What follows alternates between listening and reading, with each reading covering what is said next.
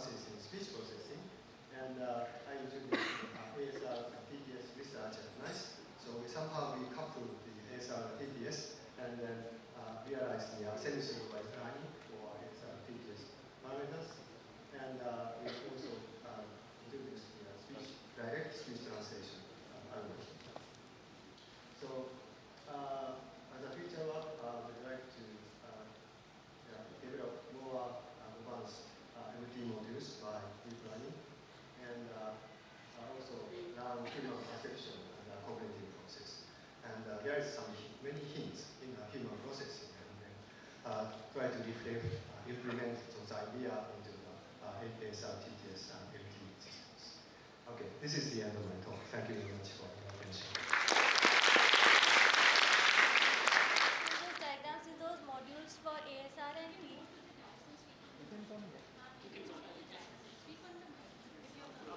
Good afternoon, everyone. So I wanted to ask about the ASR and the TTS modules in the machine speed chain one. So is there any audio encoding, audio encoding to text mapping there for it to convert to, audio?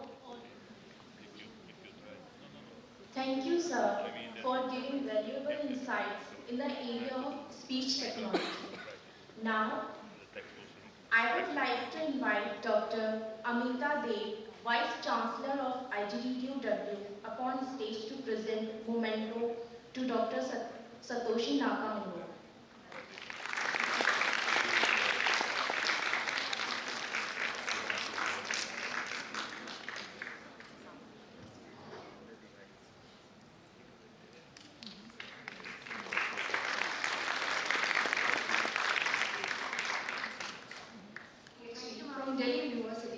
Her areas of interest are machine translation and linguistics.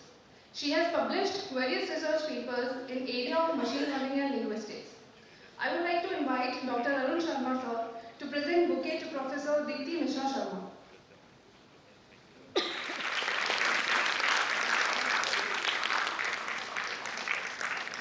The conference to think of me, to consider of inviting me for this opportunity to share some of the things that we are doing currently in India. We are trying to work with the Indian languages and to share some of those bits with you all here. So I thought I would take Indian multilingualism as the context and machine translation. By the way, I work in the area of natural language processing and have a very little or almost nil understanding of speech technology. So most of what I'm going to talk about is in machine translation.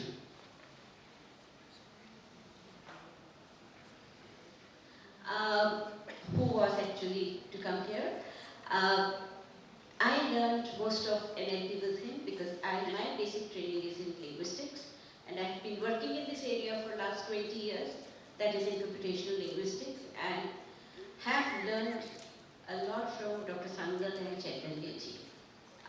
I also have to thank him for some of the things that I have used in the slides. Vanda, he is one of my PhD students, and he helped me to put some of these slides together. He's working in discourse machine translation, currently exploring that as an area, and all my colleagues and students who have helped me to understand the field a little. My outline is a little bit of the background, then machine translation in India, what has happened so far, what we can do in future, and speech-to-speech MT, particularly important in the Indian context. Here is a quote by a biologist: all species are unique and human beings are uniquest. Now one can agree or disagree with this quote. One can say, although we are not the uniquest, but that's it. However, human beings are considered to be most intelligent. Again, one can say it is the conceit of the human beings, but they are considered to be the most intelligent amongst the species. The only species with language in quotes, which means the kind of language that human beings have, no other living being has it. It's a very complex system. Okay, human beings are most intelligent and human beings have language. Can we connect these two and say, well, intelligence is because of language. Whether you agree with it or not, but language is central to intelligence. So human language is very important, has played a very critical role in the way the humans have progressed because it allows you to share your ideas, your knowledge, you can communicate, you can talk to each other, and that makes a lot of difference in the way we build knowledge and apply it in our lives. So, necessary condition for successful communication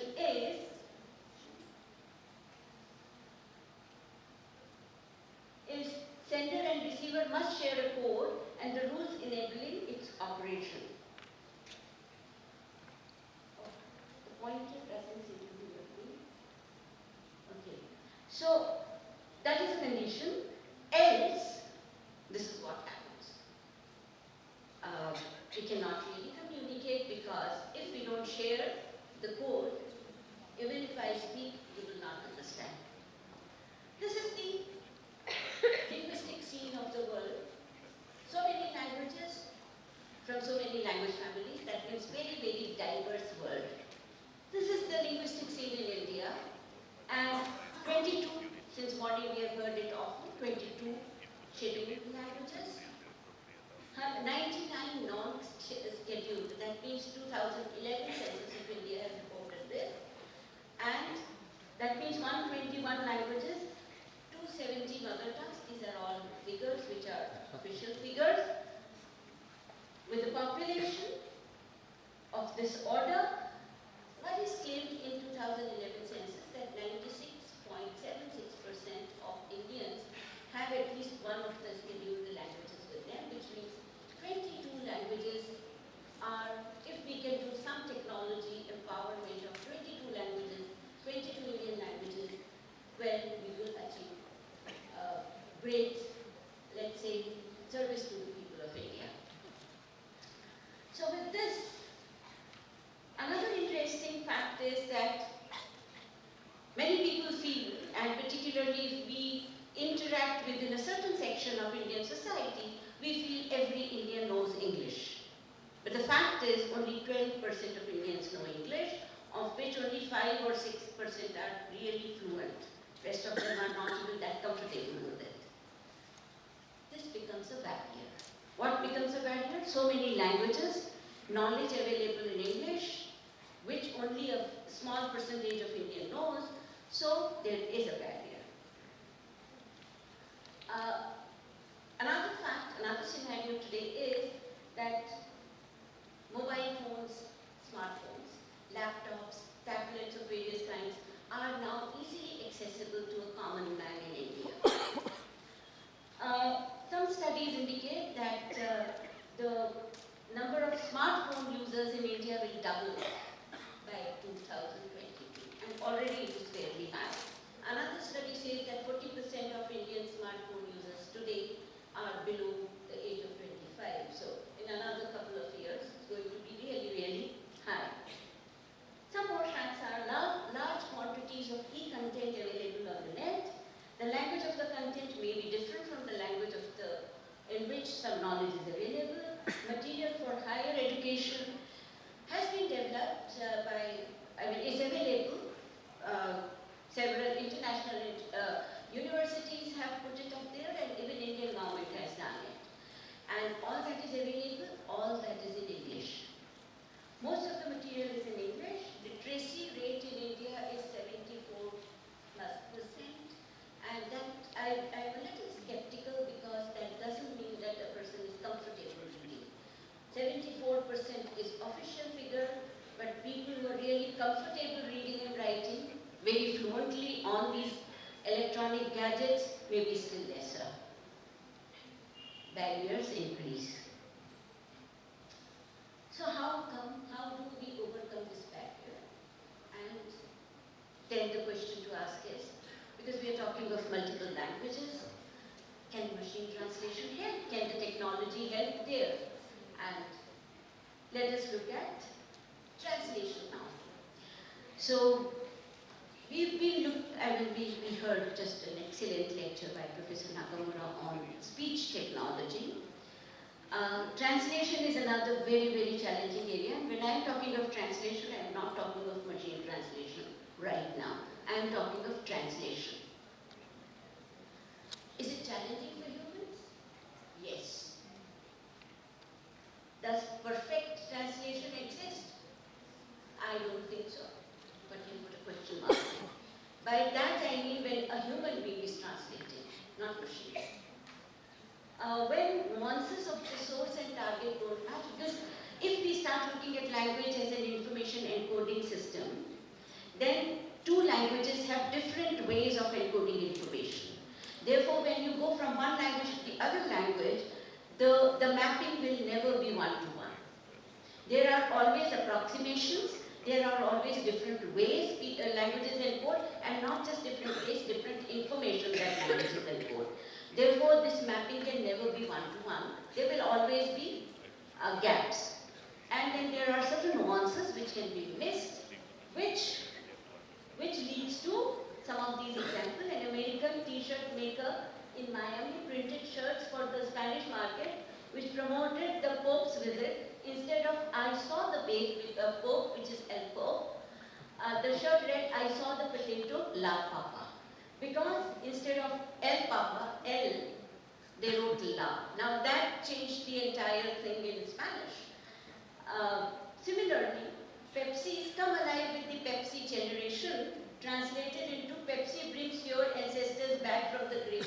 I'm sure this is the machine which has done it. Okay, machine does such interesting things. Course put its slogan, "Turn it loose," into Spanish, where it was read, "Suffer from diarrhea." It was not intended to be so, but machines can do interesting things. So then we look at machine translation and we say, okay, what can it do and what it cannot do? It's extremely important to always be cautious and aware of where the technology is and what you can do with it. So if we start, because we work in the area of machine translation, and very often people come, "Oh, can you translate?" And then they expect, okay, it can translate like human beings.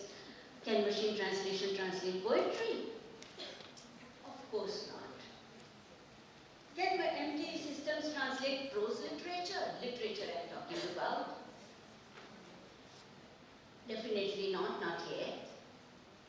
Can MT systems translate technical content? And that is also very important. To a certain extent, with hiccups, even now, but doable. Okay. Can MT reduce human effort substantially? Yes, that is possible. So then can we set our goal and we say, yes, MT is possible. It is good to use this technology. Technology exists, but we use it wisely. We don't expect MT to do everything for us.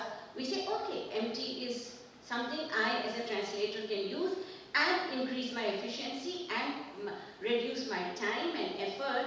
So instead of spending 3 days in translating a piece, I spend 3 hours. Is that possible? Yes, it is possible. Translation involves certain things. Not just the translation of the content, text translation. It also involves referenceability. That means within the discourse, if there is an entity referred, entity will be referred multiple times, and in translation you take that into account and do so. Cohesiveness. Now that's an extremely important aspect of any discourse. When the discourse is there, it should be coherent and cohesive. And when a human being translates, that is there, and naturalness. Now a human being tries to achieve all four. Whether she succeeds or not is a different matter, but she tries to achieve all four. But machines, as of now, can only do the first one, that is only text translation. And one, of course, is working towards achieving the other three. Approaches in MT, now I'm very grateful to Professor Nakamura because he already talked about some of these things. It started with rule-based. I'm sorry, my pointer is not working here. Okay, it started with rule-based. Example-based was something which coexisted with rule-based. Statistical MT came sometimes in early 2000, and then neural MT came. There is another thing that one, because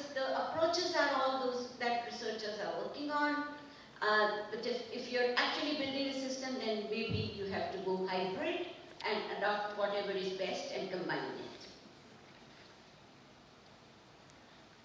Rule-based systems had their pluses, but they were based on bilingual dictionaries, grammar mapping, and the problem was that very often they became less fluent and more manual effort was spent in making dictionaries and writing grammars. Another property that rule-based systems had, beyond the point the grammars became fragile. The rules started to, if there were too many rules, they would conflict. As a result, the system would break down. Precision was high in these systems, but were not robust, because if they didn't find a rule, there will not be any output. Statistical systems had some mathematical algorithms. They learned probabilistic models. Their requirement was, so rule-based systems required dictionaries and grammars. These systems required parallel data. That means translated parallel text. They had, it was, again, I'm sorry, it's not working. So there was a translation model. You break the algorithm in two steps, translation model and language model. Now, translation model